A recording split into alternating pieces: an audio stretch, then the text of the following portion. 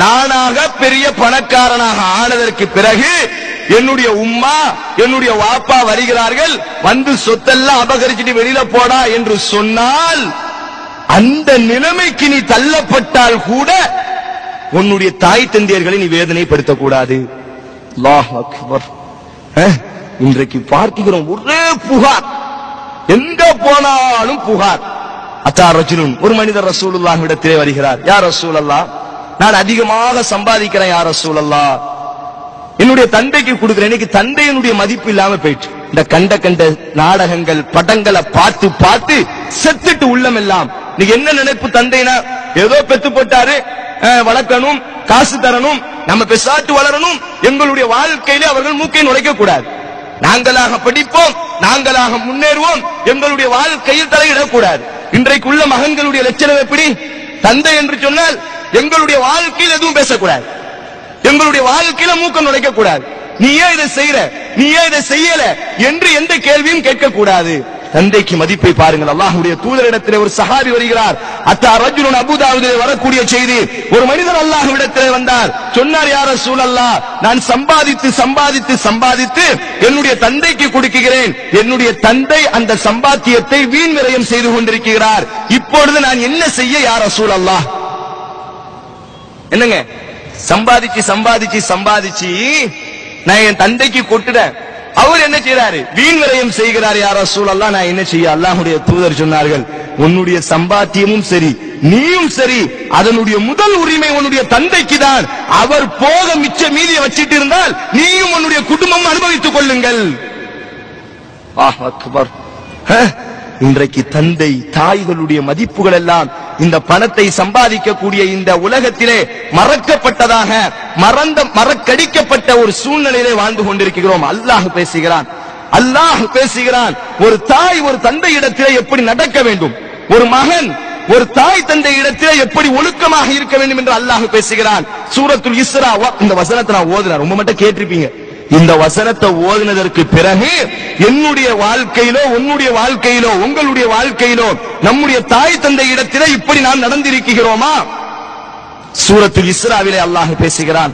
வகதா ரப்புக், அல்லாஹ் விதியாக விதித்து விட்டான். அந்த இடத்துல அல்லாஹ் முசாரியா போடல, ஃபுல்லா மாதி முடிஞ்சிட்டு. அல்லாஹ் சர்ச்சுமன் முடிச்சிட்டா, எழுதி விட்டான், கட்டாயமாக அல்லாஹ் ஆக்கி விட்டான். வகதா ரப்புக், அல்லாஹ் தீர்ப்பாக உங்கள் மீது கட்டாயப்படுத்தி விட்டான். அல்லாஹ் தஅபுது இல்லா இய்யா, அல்லாஹ்வை தவிர வேற யாரையும் நீங்கள் வணங்கக்கூடாது.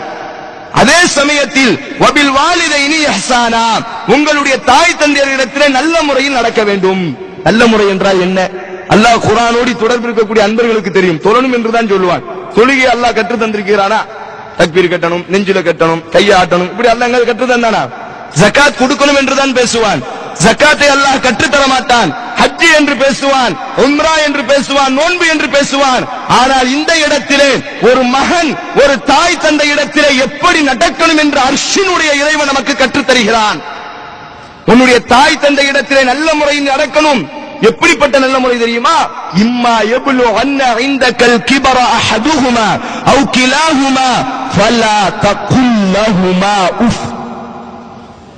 அல்லாஹ் அக்பர். உங்களுடைய தாயிலோ ஒருவரோ இருவரோ வயது முதிர்ந்த நிலையில் உன்னிடத்திலே அவர்கள் இருந்தால் அவர்களை உஃப், சி, வா, போ என்ற இந்த பதத்தை கொண்டு நீ அழைக்காதே. இன்றைக்கு சொல்லுங்கள் பார்ப்போம். இன்றைக்கு 199 இளைஞர்கள் உம்மா வாப்பாவை கூப்பிடக்கூடிய லட்சணம் எப்படி? உம்மா இங்க வாலா, வாப்பா இங்க வா, உம்மா இங்க வா. அல்லாஹ் அக்பர். அல்லாஹ் சொல்கிறான், ஃபலா தகுல் லஹுமா உஃப், சீ என்று கூட சொல்லாதே, சீ, வா, போ என்று இந்த பதத்தை உன்னுடைய தாயிடத்திலே நீ முறையிடாதே. இப்படி சொல்லி உன்னுடைய தாயை அழைக்காதே. வலா தன்ஹருஹுமா, உன்னுடைய தாயை மிரட்டாதே, விரட்டாதே. சஹாபாக்கள் எப்படி புரிஞ்சார்கள்? அல்லாஹ் அக்பர். ரயீசுல் முஃபஸ்ஸிர் இப்னு அப்பாஸ் ரலியல்லாஹு தஆலா அன்ஹு இடத்திலே கேட்கப்பட்டது, இப்னு அப்பாஸ் அவர்களே, குர்ஆனுடைய விளக்கத்தில் முதல் யார்? இப்னு அப்பாஸ். அவரை விட அடுத்த ஒரு ஆள் கிடையாது, அவர்தான். அல்லாஹும்ம அல்லிமுஹுல் கிதாப். யா அல்லாஹ், இந்த இப்னு அப்பாஸ் என்று சொல்லக்கூடிய இந்த சிறுவனுக்கு குர்ஆனுடைய ஞானத்தை கொடு என்பதாக யார் பிரார்த்தித்தார்? ரசூலுல்லாஹி. அந்த இப்னு அப்பாஸ் கேட்கப்பட்டுச்சு, இப்னு அப்பாஸ் அவர்களே, அல்லாஹ் பெற்றோரை வேதனைப்படுத்த கூடாது என்று சொல்கிறானே, இதனுடைய அர்த்தம் என்ன? இதனுடைய அர்த்தம் என்ன? சஹாபாக்கள் எப்படி புரிந்தார்கள்? சொன்னார்கள், இப்னு அப்பாஸ் ரலியல்லாஹு தஆலா அன்ஹு வர்தா, அல்லாஹு அக்பர். ஒரு மனிதன் இருக்கிறான், இவனுடைய 2 பெற்றோர்கள் உட்கார்ந்து இருக்கிறார்கள். இந்த மனிதனுடைய ஆடையில் ஒரு சிறிய தூசி இருக்கும் பொழுது இந்த தூசியை பெற்றோருக்கு முன்னால் உதறினால் அந்த தூசி பெற்றோர்களுடைய முகத்திலோ உடலிலோ பட்டால் எந்த அளவுக்கு வேதனை ஏற்படுமையானால் அந்த வேதனையும் பெற்றோர்களுக்கு மாறு செய்தல் தான், பெற்றோர்களை வேதனைப்படுத்துவதுதான். என்ன சொன்னார்கள்? ஒரு ஆடை, இந்த ஆடையில சட்டப்படி இருக்கு, என்னுடைய உம்மா வாப்பா இப்படி உட்கார்ந்து இருக்கு, இதுல ஒரு தூசி இருக்கு, இதை நான் இப்படி உதறினமையானால் இந்த தூசி என்னுடைய உம்மா வாப்பாவிற்கு வேதனையை கொடுக்கும் என்று சொன்னால் அதுதான் உன்னுடைய தாயையும் தந்தையும் நீ வேதனைப்படுத்தி விட்டாய், உன்னுடைய தலையிலே அல்லாஹ் பெரிய பாவத்தை எழுதிவிட்டான். கேட்டார்கள் இப்னு அப்பாஸ் இடத்திலே, வலா தன்ஹருகுமா, பெற்றோரை மிரட்டாதே விரட்டாதே என்று அல்லாஹ் சொன்னானே, இதனுடைய அர்த்தம் என்ன? ஒரு அடிமை பெற்றோர் இடத்துல எப்படி பேசணும்? அல்லாஹ் அக்பர். இன்னைக்கு பிள்ளைகள பேசக்கூடிய லட்சணம் எப்படி இருக்கு?